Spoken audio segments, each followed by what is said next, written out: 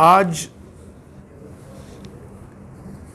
हमारे बाबा जी जनाब मुजाहिद बाबा जी की सदारत में सदाए इत्तेहाद का एक डेलीगेशन आज मुझे मिला है। सदाए इत्तेहाद के बारे में बहुत सालों से मैं सुन रहा हूँ, देखा हूँ। उनमें एक कौम की फ़िक्र है।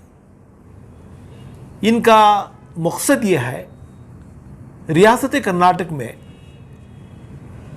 लोगों में इत्तेहाद भी हो और जो है हर जगह अमन हो। जब तक अमन नहीं होता हमारी तरक्की नामुमकिन है।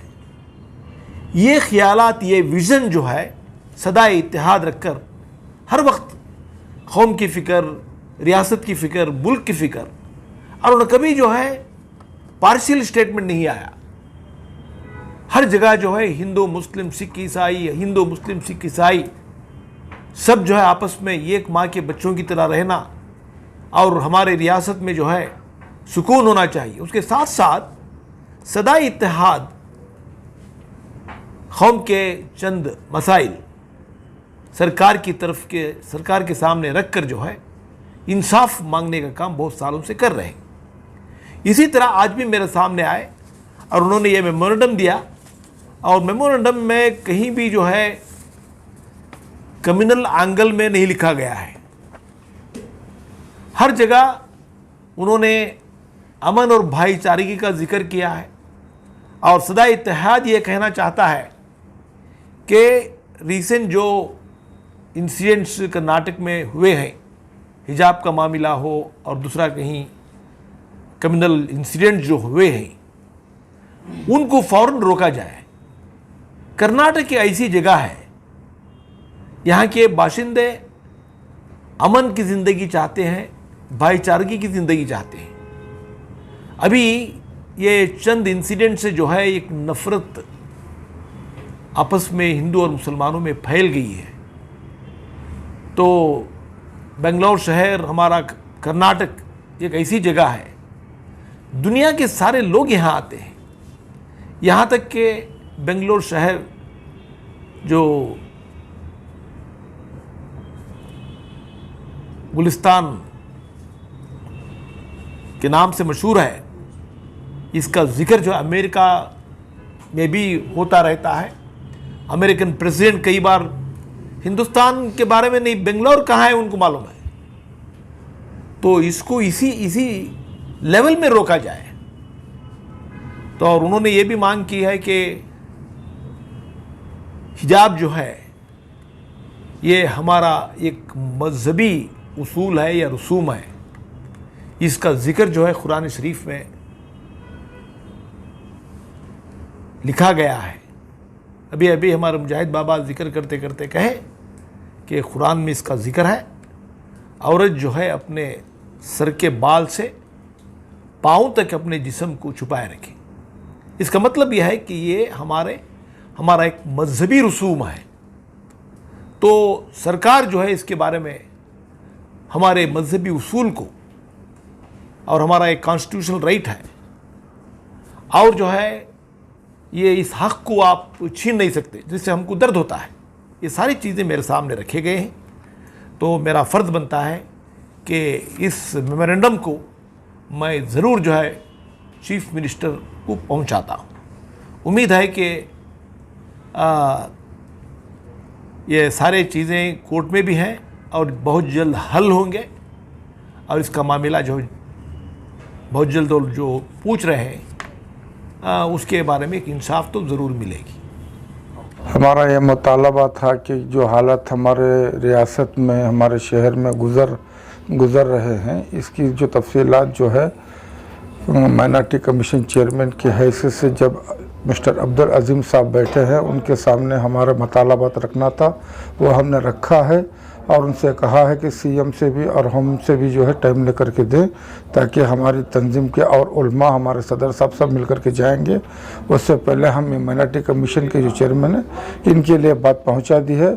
इसमें हिजाब का मसला, शिमोगा का मसला व रंगून का मसला ये जो सारे मसले जो हैं वो हमने सामने बयान किया है। हमारा शहर जो इत्मीनान से था उसे इत्मीनान से रहने दें, ये अपील की है। आने वाले वक्त में इन्होंने वादा किया है कि सब इंशाल्लाह होंगे। और जो औक़ाफ़ की मामलात जो हैं, जो प्रॉपर्टी हैं, जब औक़ाफ़ के अंदर एक पुलिस वाले को बुलाने की उनके पास ताकत नहीं, तो ऐसे बोर्ड की क्या ज़रूरत है? तो इस वास्ते ऐसे बोर्ड की ज़रूरत नहीं है, ये भी हमने उनसे कहा है। और जितनी ज़मीन खाली है उसके अंदर जो है जो इंतज़ाम कर सकते हैं, अस्पताल, कॉलेज और जो हमारे ख़बरस्तान और जो भी इन चीज़ों की ज़रूरत है उसके अंदर पूरा किया जाए, ताकि इसी तरह खाली रहने को छोड़ा ना जाए। बस ये आज माइनॉरिटी चेयरमैन जनाब अब्दुल अजीम साहब से सदा इत्तेहाद के हमारे सारे साथियों ने मुलाकात की है। और सबसे पहले तो अफसोस का इजहार भी किया कि हमारे शहर गुलिस्तान में और रियासत में सब हालात नहीं थे, लेकिन जो है ना यूपी जैसा मॉडल यहाँ पर बनाने की कोशिश की जा रही है और क्रिएट किया जा रहा है ऐसा माहौल कि यहाँ पर जो लोग मोहब्बत के साथ हैं उनके दरमियान में नफ़रत पैदा हो जाए और दस्तगिरबा हो जाए। ये भी तो इसलिए जो शिमोगा में वाक़या पेश आया है और इसी तरीके से ये हिजाब का मसला इंटरनेशनल लेवल पर जो एक बड़ा मुद्दा बन गया है, इन सारी चीज़ों पर हमने चर्चा की। हमने मांग की है कि आप अपनी तरफ से एक चीफ मिनिस्टर साहब से हमारी मुलाकात कराएं और हम ये चाहते हैं कि हम उनसे मुलाकात करके इन तमाम हालात पर उनकी तरफ से ये काबू में ये सारे हालात आ जाएं। और हमने अब्दुल अजीम साहब से भी गुजारिश की कि ये जो भी हालात चल रहे हैं आप भी अपनी पूरी ताकत लगाएं, ताकि जो हिंदू मुसलमान भाईचारा यहाँ पर हमेशा से रहा है वो इसके बाद भी बाकी रहे। और सदा इत्तेहाद का शुरू से ही अल्हम्दुलिल्लाह हमेशा से ही ये एजेंडा रहा है, हमारा ये गोल और एम रहा है कि जहाँ कहीं भी कम्युनल क्रैशेस होते हैं तो वहाँ पहुँचते हैं और लोगों के दरमियान में इत्तेहाद की, अमन की गुहार लगाते हैं। और हम ये चाहते हैं कि कोई इसके बाद जो है ना इस तरह के कम्युनल क्रैशेस ना हो, लोग मोहब्बत के साथ, प्यार के साथ, अमन के साथ जो है ना सालिमियत के साथ रहें। कब मुलाकात हो रही है चीफ मिनिस्टर से? हमारे अब्दुल अजीम साहब ने कहा है कि पीर मंगल के दिन इंशाल्लाह कोई एक वक्त लेंगे और फिर मुलाकात की जो भी मुलाकात का जो भी तरीक़ा होगा वो इंशाल्लाह आपके सामने आ जाएगा। सिर्फ सदा इत्तेहाद की जानिब से हैं या और कुछ? नहीं, ये सारा अल्हम्दुलिल्लाह सदा इत्तेहाद का डेलीगेशन है। माशाल्लाह हमारे मौलाना मैसूर से आए हैं और आप चनपटन से हैं और माशाल्लाह हमारे आरिफ भाई सदा इत्तेहाद के एक वर्किंग मेंबर हैं, तो पूरे सदा इत्तेहाद के ही हैं।